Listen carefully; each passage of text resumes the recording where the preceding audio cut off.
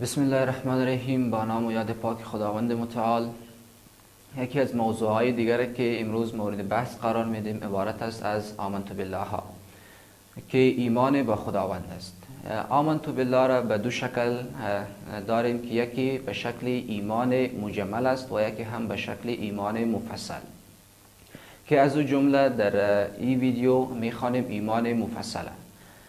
ایمان مفصل همونطور که از نامش معلوم است، مفصل یعنی تفصیل شده، تشریح داده شده، ایمانی که به او چند چیز تفصیل شده و یاد شده.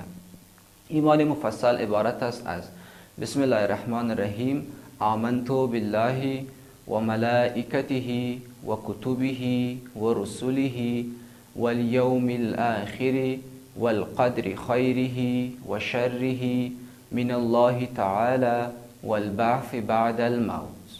یک دفعه دیگر: آمنت بالله و ملائکته و کتبه و رسله والیوم الآخر والقدر خیره و شره من الله تعالی والبعث بعد الموت.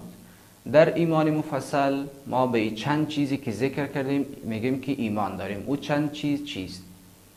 ترجمهش میکنیم: آمنت بالله یعنی من ایمان آوردم به خداوند، و ملائکته و به ملائکه ها، و کتبه و به 4 کتاب آسمانی هم ایمان آوردم، و رسوله.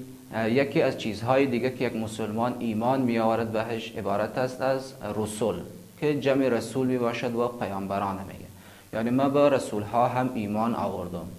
و الیوم الآخر و به روز آخرت هم ایمان دارم.